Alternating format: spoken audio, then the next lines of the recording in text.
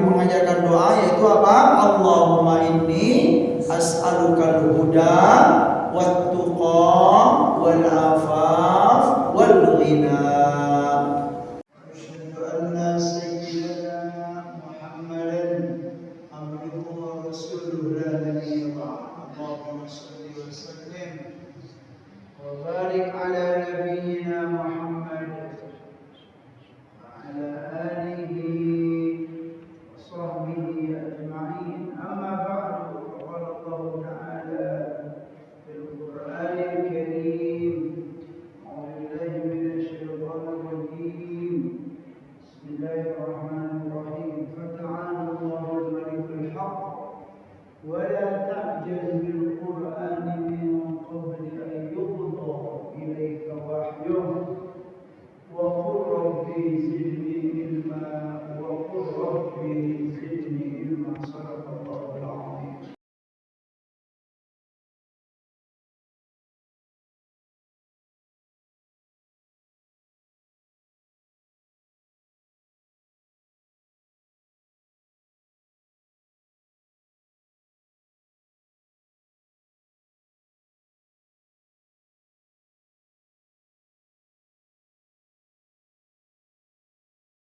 Ramadan. Nah, untuk hal ini bertemu diberi nikmat oleh Allah Subhanahu wa taala.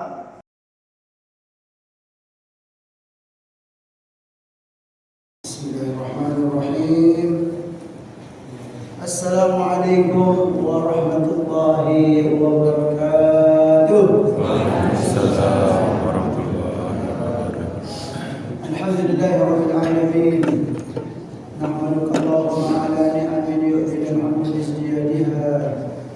Wa nusalli wa nusallimu ala nabiyyika Muhammadin hadil ummati li rasyadiha wa ala alihi wa sahbihi ma qamat at-turus wa sutur uyunil alfadhi maqam bayaniha wa sawadiha. Wa asyhadu an la ilaha illallah wahdahu la syarika lah. Wa asyhadu anna sayyidana Muhammadan abduhu wa rasuluhu la nabiyya ba'dahu. Allahumma shalli wa sallim wa barik ala nabiyyina Muhammad wa ala alihi wa sahbihi ajma'in. Amma ba'du faqala Allah ta'ala fil Qur'anil Karim. A'udzu billahi minasy syaithanir rajim.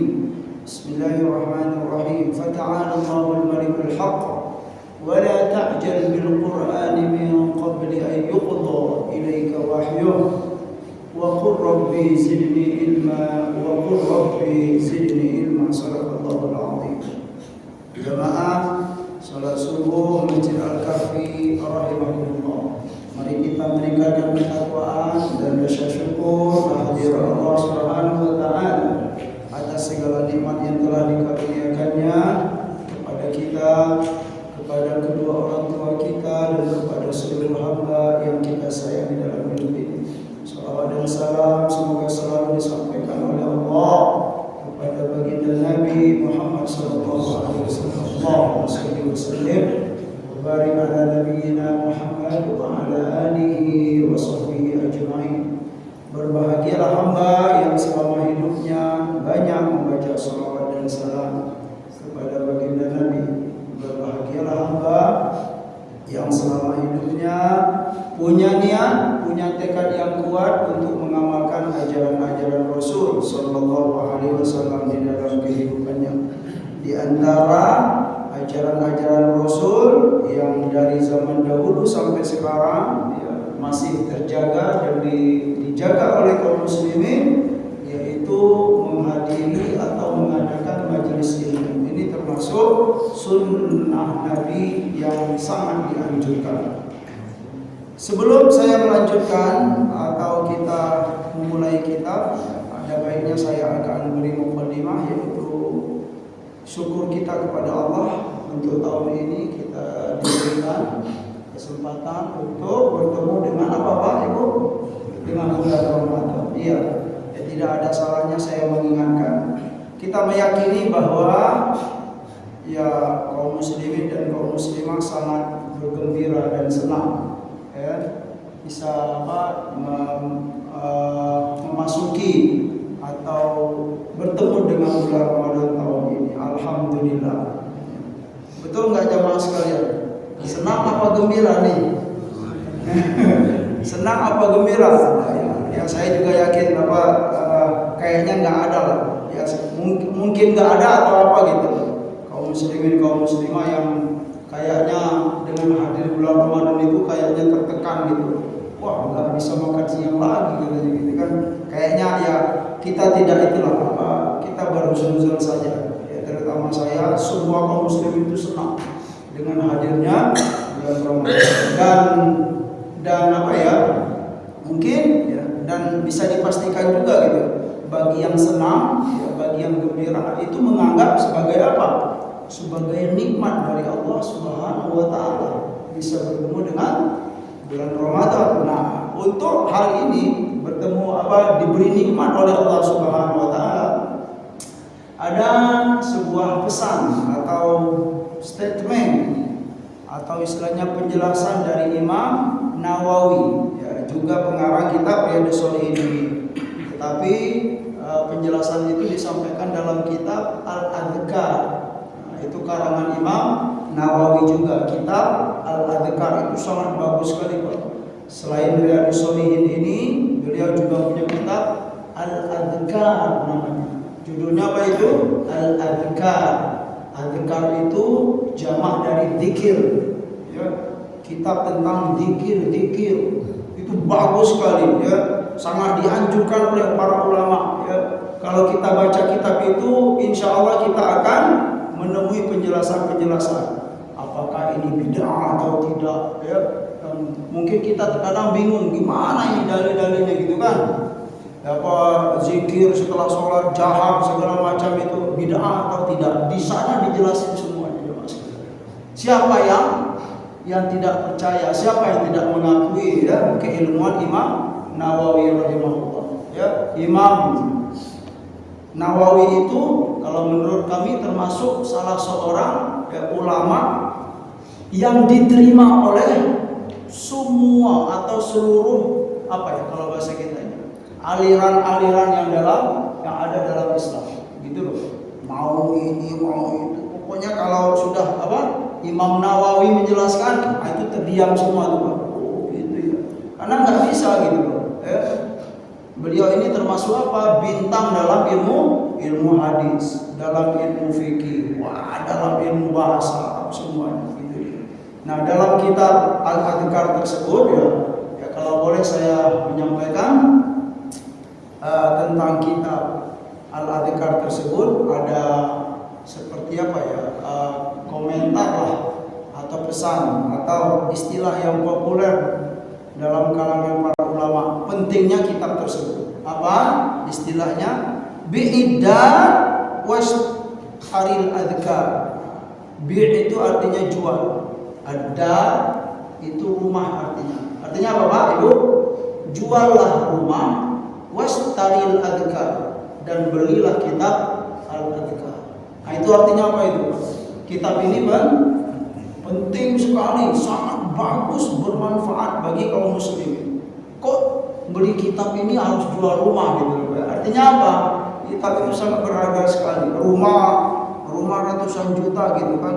Kitab itu paling 150.000 atau 200.000 paling mahal gitu. Nah, jadi ini Pak Ustadz mau jual buku nih kayaknya. Bukan, saya nggak jual buku Pak gitu. Tapi saya ngasih tahu gitu kan. Biar ada manfaatnya. Selain kitab Riyadhus Shalihin yang direkomendasi oleh para ulama, itu juga ada kitab Al-Adhkar. Dalam kitab tersebut beliau ada menyampaikan wa'lam, kata beliau, atau i'lam, ketahuilah wahai kaum muslimin kaum muslimah, annahu yustahabbu ya, sesungguhnya disunnahkan atau dianjurkan dalam Islam ya, liman tajaddadat lahu ni'matun dhahiratun awin dafa'at anhu niqmatun dhahiratun ayyasjuda syukran lillahi. Ini tentang sebuah nikmat ya. Kalau kita menganggap bahwa Ramadan tahun ini kita bisa bertemu dengan bulan Ramadan tahun ini sebagai nikmat, apa yang sebaiknya kita lakukan menurut Imam Nawawi? Kata beliau, yustahabbu, disunnahkan ya, bagi orang liman ya, bagi orang yang mendapatkan nikmat terbarukan atau nikmat yang baru, nikmatun dhahiratun, dan nikmat itu jelas ya, siapa saja yang dapat nikmat yang baru ya, kemudian awin dafa'at anhu nikmatun dhahiratun, atau seorang hamba dihindarkan oleh Allah Subhanahu wa taala dari sebuah nikmah. Nikmah itu kebalikan dari nikmah. Kalau nikmatun itu nikmat, kalau nikmah itu apa Pak? Ibu, nikmah itu adalah bahaya atau bencana. Kalau kita dihindarkan oleh Allah Subhanahu wa taala dari sebuah bencana atau keburukan, apa yang sebaiknya kita lakukan? Ayyasjuda syukron lillahi. Nah, ya, kita apa dianjurkan? Apa? Ayyasjuda, sujud. Sujud apa namanya Pak? Syukron lillahi. Sujud apa istilahnya kalau bahasa kita itu? Sujud syukur. Saya nggak tahu nih ya, tapi saya apa ya? Ya sebagai mengingatkan lah gitu.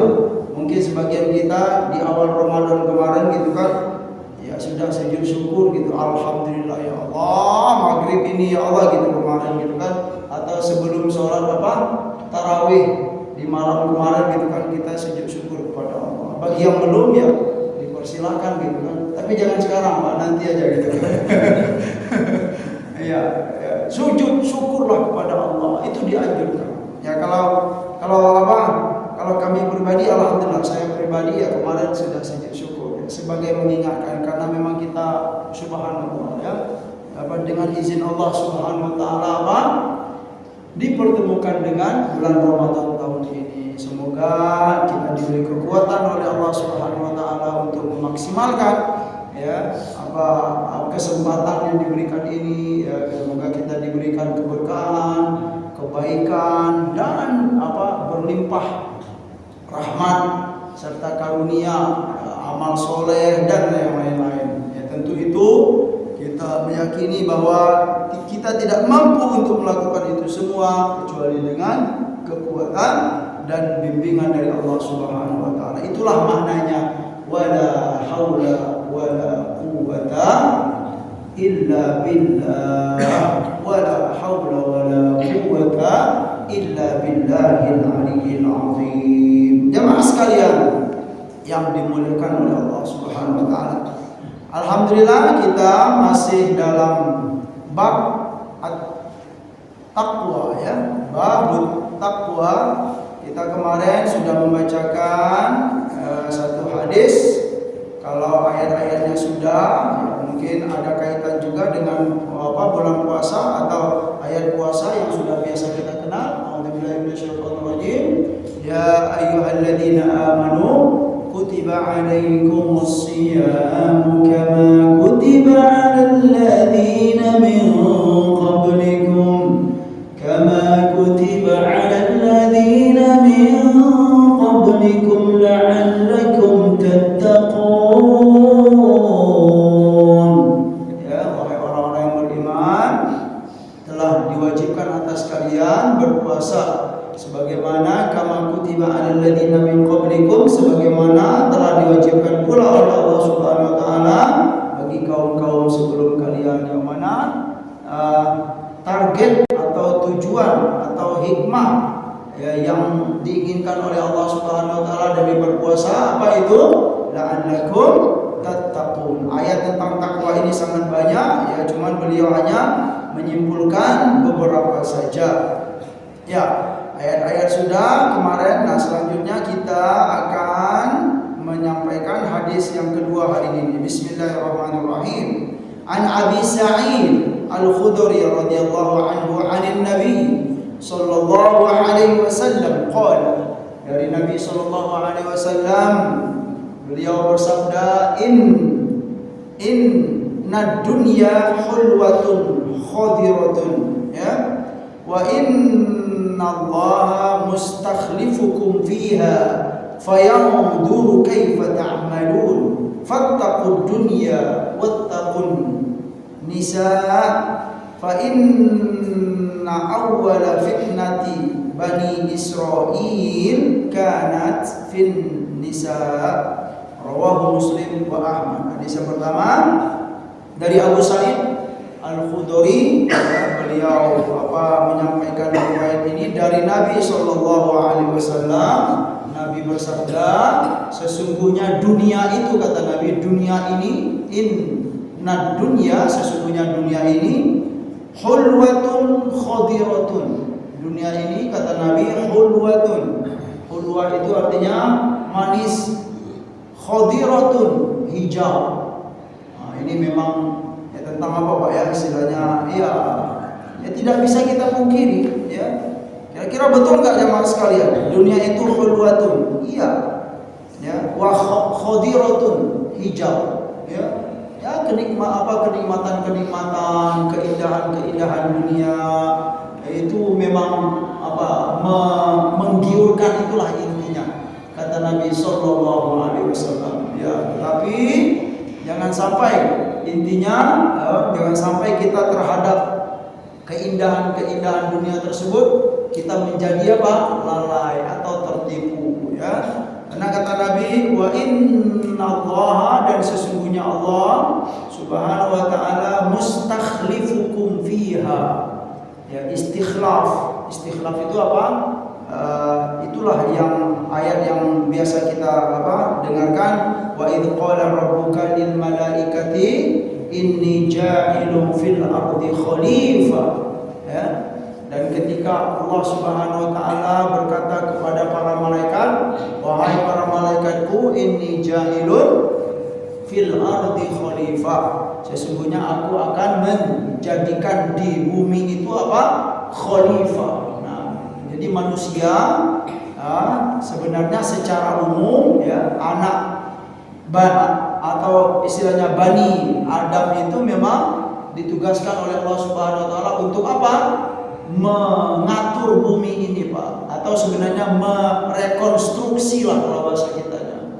Kenapa? Dari ayat tersebut bisa dipahami juga bahwa bumi ini sebelum manusia hadir, sebelum Nabi Adam hadir, kira-kira siapa yang ada di bumi ini Pak? Nah, di antara penjelasan dalam tafsir gitu kan, kalau kita suka ya membaca penjelasan dalam kitab-kitab tafsir, itu kita akan menemukan bahwa di antara makna siapa ya yang menghuni bumi ini sebelum Nabi Adam hadir, kemudian kita cucu Adam ini hadir. Nah, di antaranya siapa itu? Yaitu para jin ternyata. Nah, para jin lah yang menghuni bumi ini. Kemudian karena mereka itu ya, kalau bahasa kasarnya itu ya nggak becus lah gitu loh Pak ya. Tidak bisa untuk memakmurkan bumi ya. Li'maril ard, mereka tidak pandai. Mereka tidak lihai para jin tersebut untuk memakmurkan ya bumi ini kayak gimana gitu ya. Dia ketika dihuni oleh para jin, nggak makmur, nggak ada pembangunan gitu loh. Sekarang kan kalau kita alhamdulillah gitu kan, ada pembangunan, ada pertanian, perairan, ada saluran-saluran, itu manusia. Nah, ternyata kalau zaman dahulu sebelum manusia itu ada, para jin itu nggak begitu gitu loh, acak-acakan bumi ini. Nah, setelah itu Allah Subhanahu wa taala menetapkan, aku akan menjadikan di bumi itu inni ja'ilun fil ardi khalifah. Nah, itulah istikhlaf secara umum. Dan kata Nabi, dan sesungguhnya Allah ingin menjadikan manusia, itu antum ya, manusia semuanya sebagai khalifah di muka bumi. Khalifah itu yang diberi kepercayaan oleh Allah untuk mengatur bumi ini, atau untuk merekonstruksi lah kalau bahasa keren gitu Pak ya, istilahnya membangun kembali yang sebelumnya acak-acakan gitu dia. Berarti dia diberi kepercayaan oleh Allah Subhanahu wa taala. Setelah itu ya fayanzuru, ya Fayanzuru kaifa ta'malun. Ketika Allah Subhanahu wa taala sudah menetapkan kalian wahai anak Adam, ya, aku jadikan sebagai khalifah atau pemimpin atau hamba-hambaku yang mengatur bumi kembali, ya. Fa kaifa fayanzuru kaifa ta'malun, dan Allah akan memperhatikan apa yang kalian perbuat di muka bumi tersebut. Nah, apakah dengan perbuatan kalian bumi itu semakin makmur, ya, atau bumi ini semakin rusak? Nah, itu dia. Tapi tetap, ya, yang diinginkan oleh Allah itu kita ini apa ternyata Pak Ibu, ya, untuk memperbaiki bumi, bukan untuk merusak bumi. Nah, itu dia. Untuk meramaikan bumi, bukan untuk menghancurkan bumi. Nah, ya, dan kalau kita merujuk juga kepada ayat-ayat yang lain, ya ternyata juga dari zaman dahulu sampai sekarang ya kita melihat, ya memang alhamdulillah, ya di sebagian sisi ada kemajuan gitu loh. Ada apa istilahnya, ada pembangunan, ada apa gitu, ya. Tetapi di sisi lain juga banyak terdapat kerusakan-kerusakan. Itulah yang dimaksud oleh firman Allah Subhanahu wa taala, "Dhaharal fasadu fil barri wal bahri bima kasabat aydin nas." Ya, sungguh telah dhahara itu telah nyata, kelihatan. Apa yang nyata dan kelihatan? Dhaharal fasadu, al-fasad, ya, fil barri wal bahri bima, ya, di daratan dan di lautan. Dan itu diakibatkan oleh apa? Bima kasabat aidin nas, karena perbuatan apa? Ulah tingkah laku manusia secara umum. Ya, tentu nanti setelah Allah beri kepercayaan kepada kita, kalau kita berbuat baik, kita memakmurkan bumi ini, tentu akan diberi kebaikan.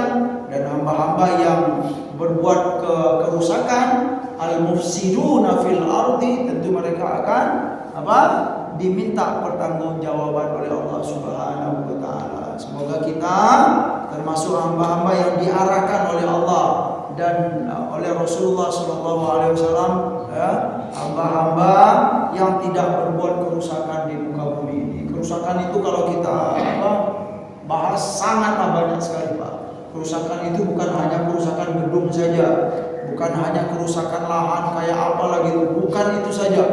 Ya, kerusakan ya mental, akhlak, itu semuanya akan diminta pertanggungjawaban, ya. Ada generasi yang semulanya baik, nah, dengan misalnya dengan pemikiran kita, ajaran-ajaran kita, generasi itu menjadi rusak, itu juga kerusakan, ya. Akan diminta pertanggungjawaban oleh Allah Subhanahu wa taala.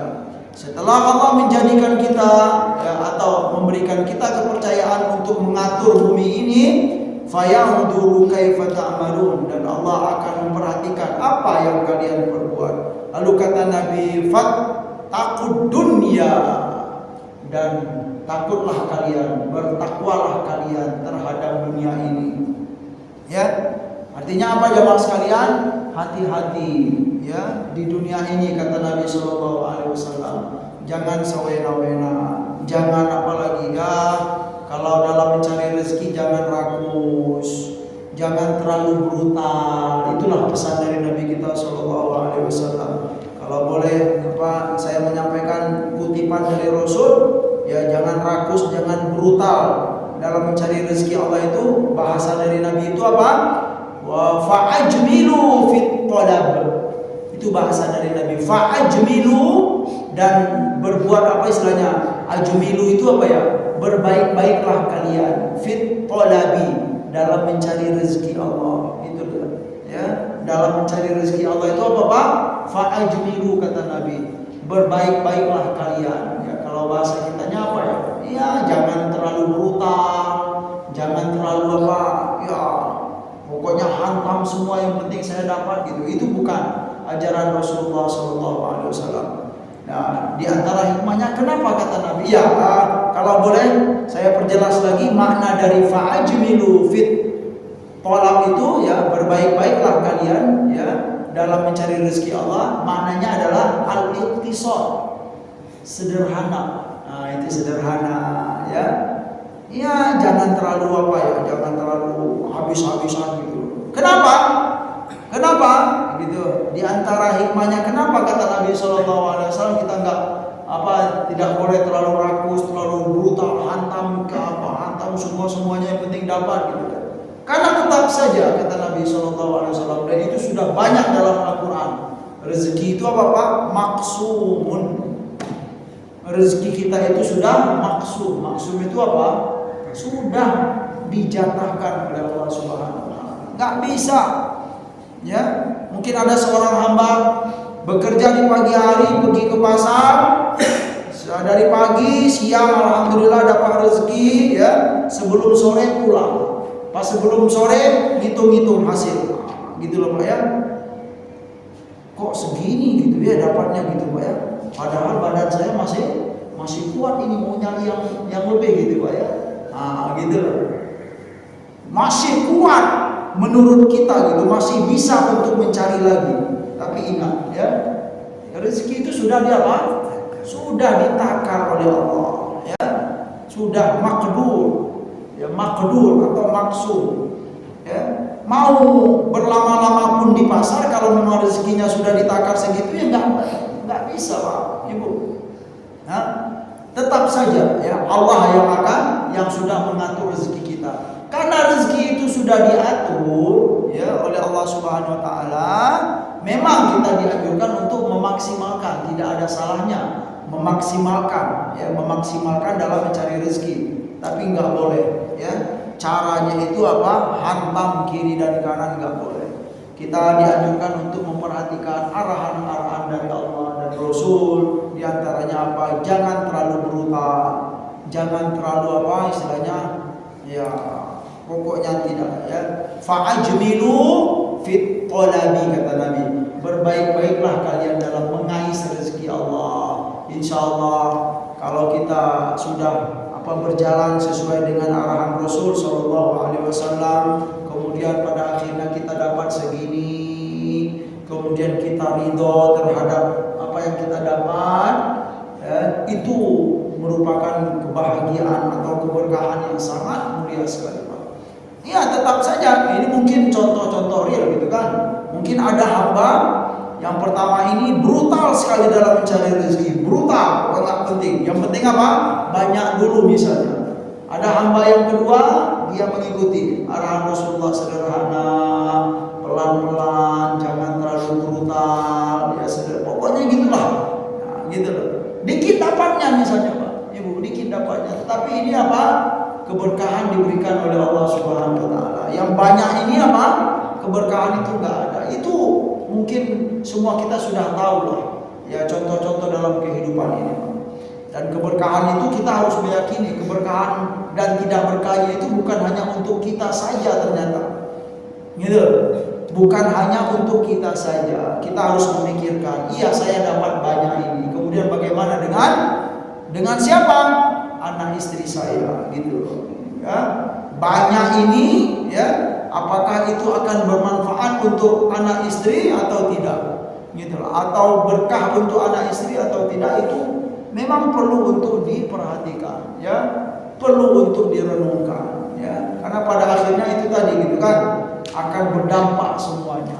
Ya, biarlah sedikit tetapi apa bermanfaat dan berkah gitu kan ya, daripada banyak tetapi gersam dan apa ya istilahnya memang ya jauh dari keberkahan Allah Subhanahu wa taala. Dan tidak ada salahnya kita berdoa kepada Allah, ya Allah berilah hamba yang banyak.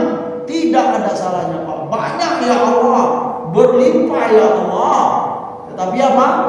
Baik dan berkah, itu tidak ada salahnya. Sangatlah bagus jemaah sekalian yang dimuliakan oleh Allah Subhanahu wa taala.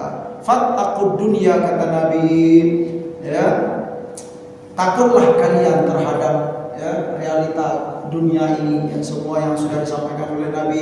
Hulwatun khadiratun ya, manis dan hijau itu iya sangat menggiurkan. Dari itu kita bertakwalah kepada Nabi ya Pak, bertakwalah kepada Allah ya, pesan Rasulullah. Semoga dengan modal takwa tersebut kita akan diridhoi oleh Allah Subhanahu wa taala ya. Fattaqud dunya, dan takutlah kalian dalam menghadapi keadaan-keadaan yang ada di dunia ini. Wattaqun nisa, dan takutlah kalian kepada apa?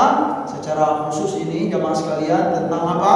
Tentang perempuan, ya, tentang wanita, atau iya apa istilahnya ya? Karena kata Nabi Shallallahu Alaihi Wasallam, fa inna awwala fitnati bani Israil kanat fin nisa'i. Karena awal fitnah yang terjadi di Bani Israil zaman dahulu Pak Ibu, itu karena perkara apa? Perkara perempuan. Maksud perempuan ini apa ya? Bukan berarti ibu-ibu itu menjadi bencana dalam kehidupan ini, bukan. Ya, kalau ada orang mengatakan ibu apa kaum wanita itu bencana bagi kehidupan ini, kita harus berani juga mengatakan ibu-ibu itu menjadi rahmat bagi kehidupan ini gitu. Itu ada dalam isyarat-isyarat, itu ada dalam Al-Quran, dalam hadis Nabi Shallallahu Alaihi Wasallam. Kalau ada orang mengatakan begitu, kita harus berani mengatakan apa? Perempuan itu, kaum ibu-ibu itu, anak-anak gadis itu menjadi rahmat bagi kehidupan ini. Cuman kenapa ya wanita itu menjadi fitnah bagi kehidupan ini, kata Nabi Shallallahu Alaihi Wasallam? Ya, karena memang tidak diatur atau tidak dikemas dengan cara yang diridhai oleh Allah Subhanahu Wa Taala. Itu maksudnya apa?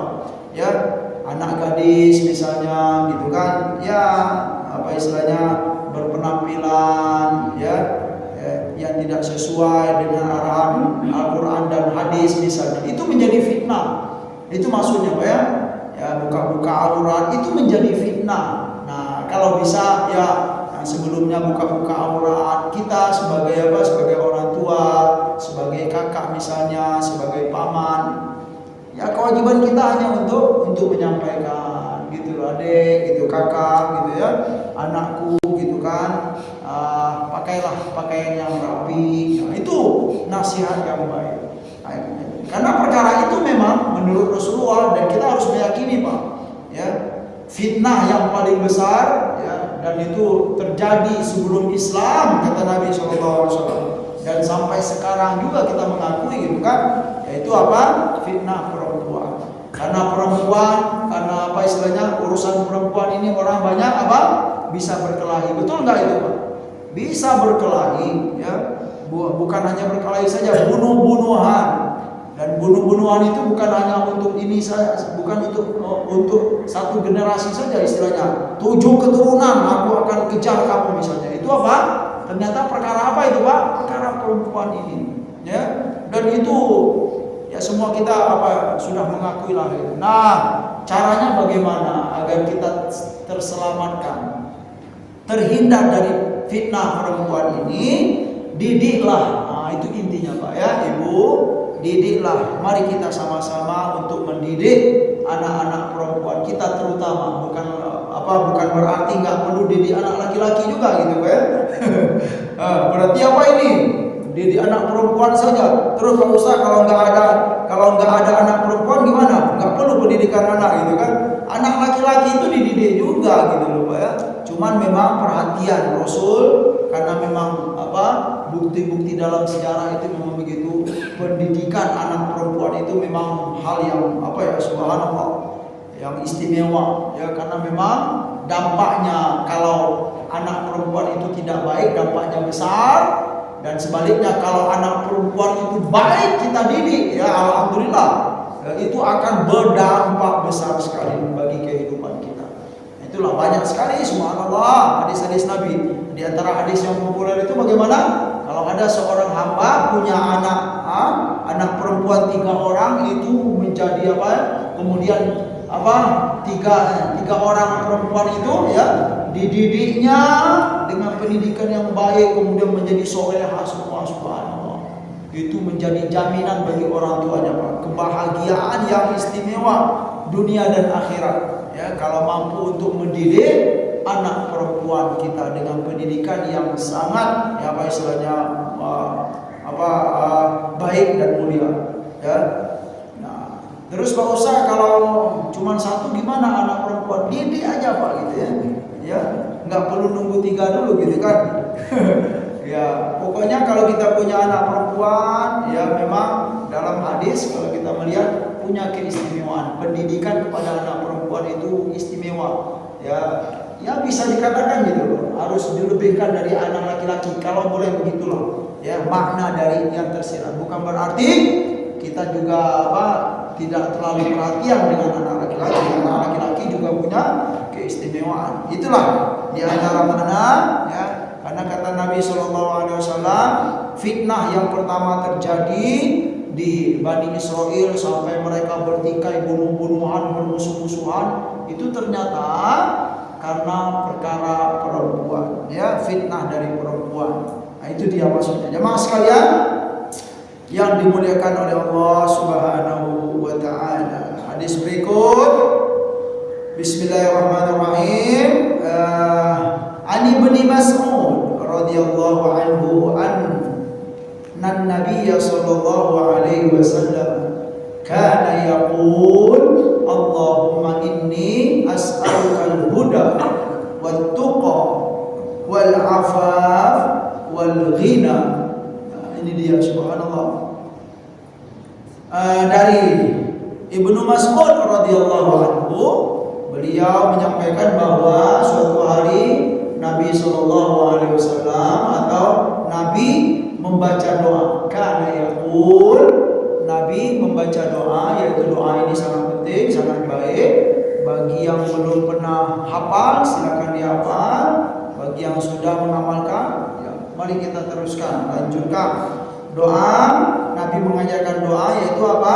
Allahumma inni as'alukal huda wat-tuqa wal-'afaf wal-ghina.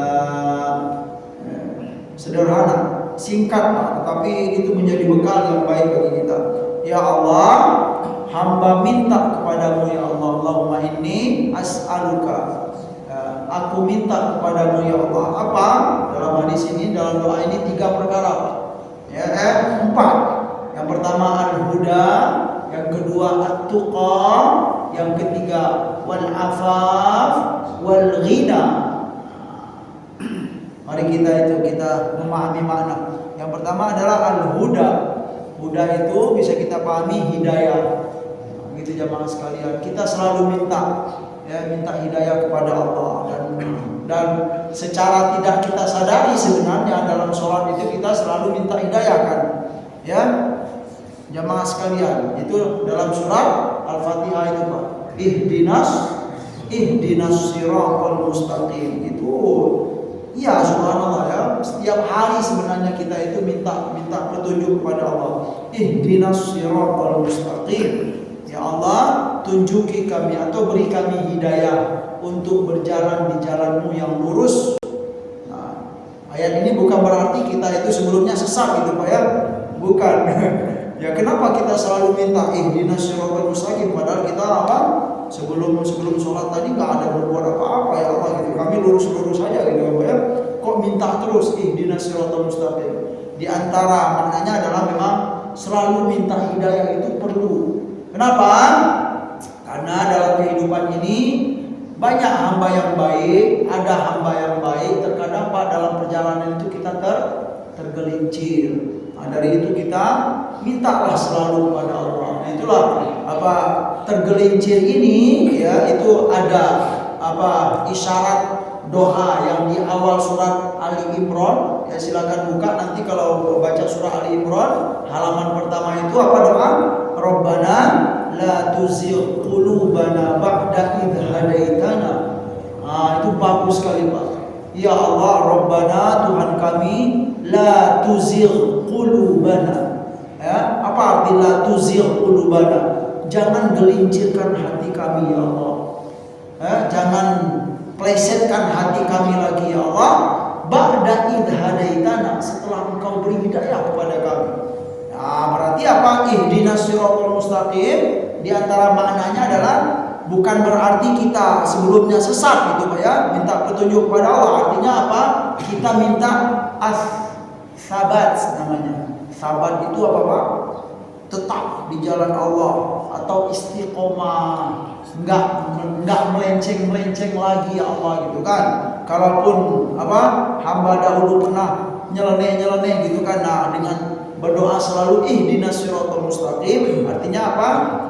Athbit, nah gitulah kalau bahasa Arabnya, athbitni ya ala siratikal mustaqim, tetapkanlah ya, kokohkanlah langkah hamba ini ya Allah di jalanmu yang lurus, jangan plesetkan lagi, jangan gelincirkan lagi, tetapkanlah hamba di jalanmu yang lurus. Itu ihdinas siratal mustaqim ya. Tentang hidayah bisa kita memahami juga dari Al-Qur'an, dari hadis Nabi.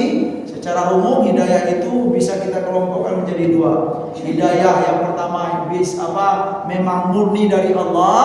Ada yang hidayah yang kedua itu bisa kita kita menjemput. Nah, gitu dia ya. Hidayah itu bisa langsung dari Allah yang pada awalnya yang basicnya itu langsung dari Allah. Yang kedua hidayah itu bisa dan perlu untuk dijemput juga. Nah, kalau hidayah langsung dari Allah inilah yang hidayah yang memang tidak bisa kita nggak bisa untuk memberi, betul. Nah, cuman manusia atau rasul ya dan orang-orang yang soleh, para ulama itu hanya menunjukkan jalan hidayah tersebut.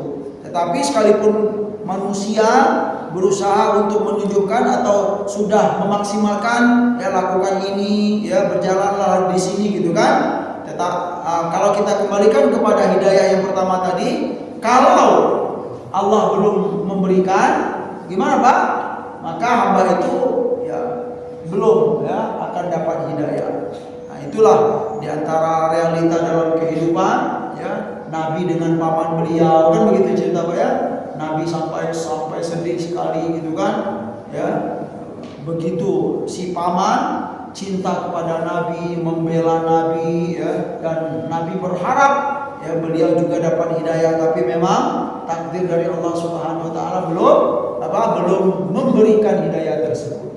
Nah, itu ya. Yang kedua yaitu hidayah yang bisa bisa dicari atau bisa dijemput. Nah, seperti apa? Begitu ya. Kita dianjurkan untuk mengetahui jalan-jalan untuk dapat hidayah itu apa-apa saja. Nah, gitu loh. Nah, di antara caranya yaitu menuntut ilmu. Nah, jalan hidayah yang paling baik menurut Rasulullah itu mempelajari ilmu agama, ya, menuntut ilmu agama secara khusus, ya. Dengan menuntut ilmu agama itu insya Allah kita akan diberikan, ya, hidayah oleh Allah atau sinyal-sinyal kebaikan lah. Nah, gitu dia. Hidayah itu kalau boleh kita pakai istilah sinyal-sinyal kebaikan dalam kehidupan ini. Boleh jadi seorang hamba ya selama ini sinyal itu nggak ada gitu Pak ya. Nah, dengan menghadiri majelis ilmu dia akan ditunjukkan gitu loh. Nah, gitu dia. Itu berarti yang kedua ini hidayah yang bisa dicari, hidayah yang bisa dijemput. Nah, berarti bisa kita pahami juga ilmu ya dalam Islam itu memang untuk perkara ilmu Pak ya. Ilmu ya dalam Islam itu ternyata ya kebanyakan para ulama memahami ilmu itu memang harus dijemput ya. Ya, untuk perkara ilmu ya jangan terlalu berharap gitulah.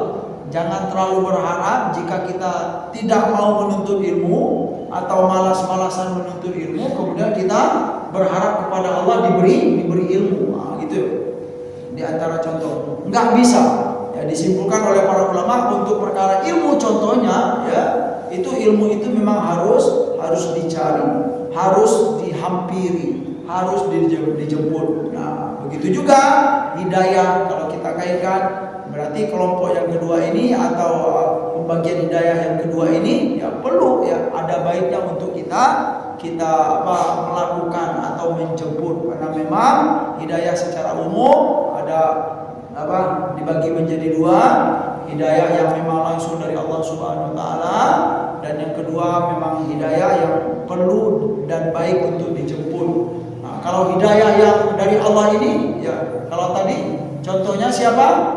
seorang hamba Rasulullah SAW berharap sekali gitu kan, paman beliau untuk dapat hidayah, tapi kehendak Allah belum memberi. Sebaliknya apa?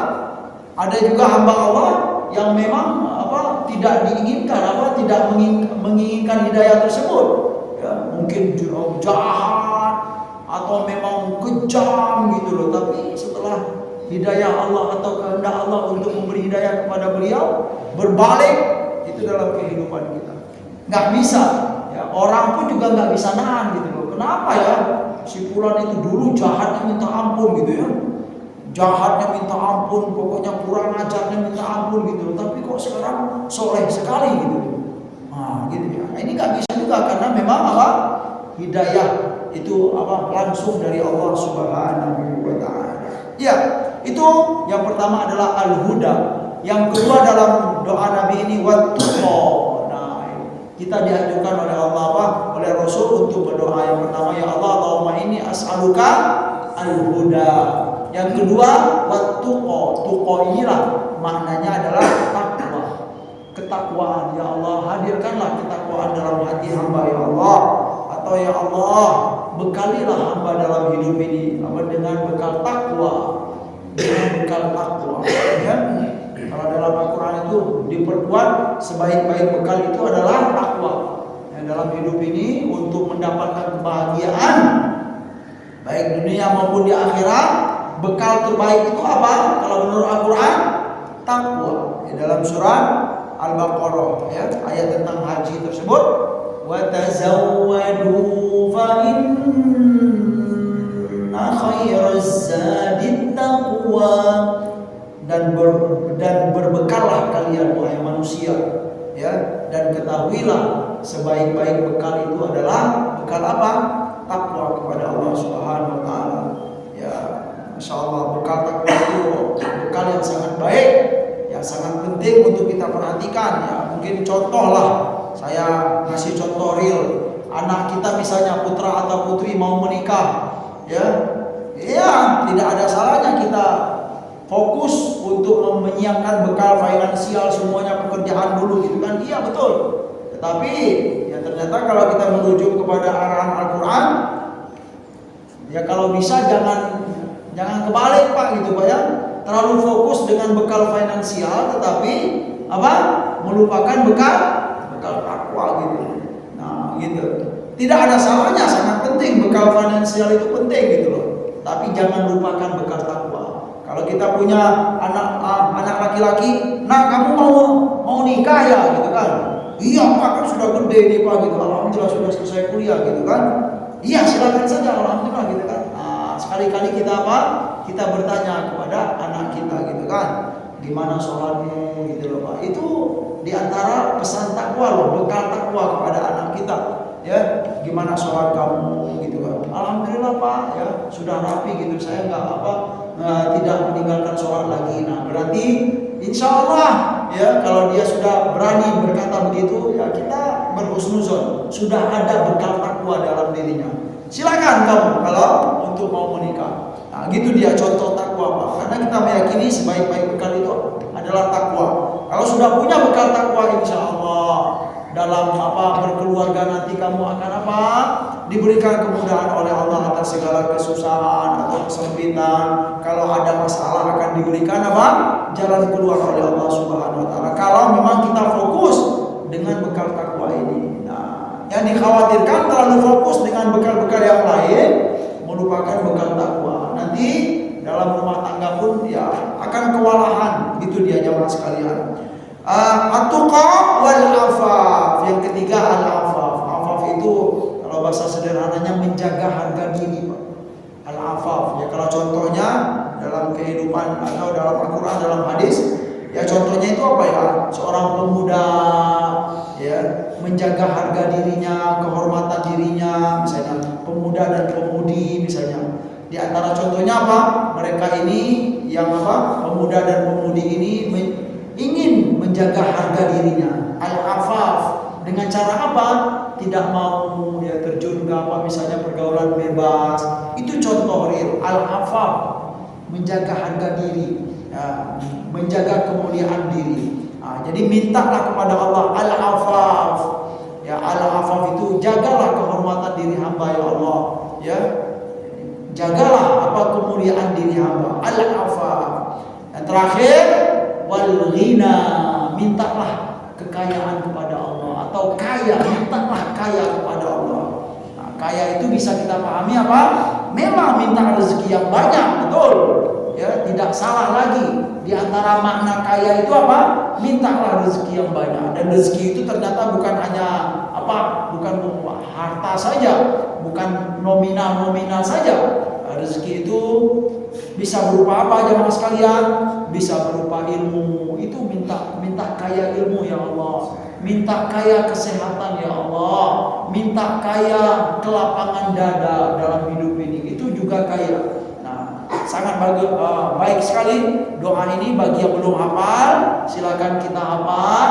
Bagi yang sudah mengamalkan, lanjutkanlah karena ini dijamin oleh Rasulullah SAW. Banyak-banyak baca doa ini, insya Allah kita akan diberikan keberkahan dan kemudahan dalam hidup ini. Apa doanya jamaah sekalian? Allahumma inni as'alukal huda wat tuqa wal afaf wal ghina.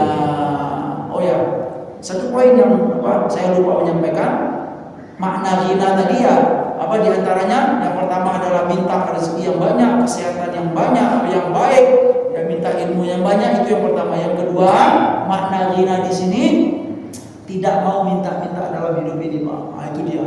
Itu termasuk kekayaan diri yang perlu untuk kita lestarikan, kata Nabi.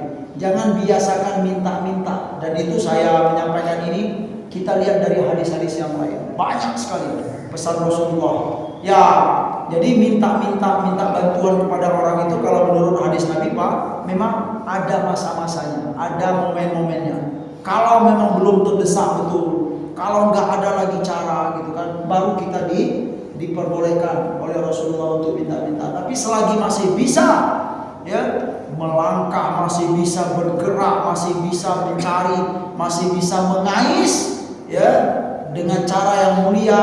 Kalau kata Nabi, jangan pernah minta-minta dalam hidup ini, gitu Pak ya.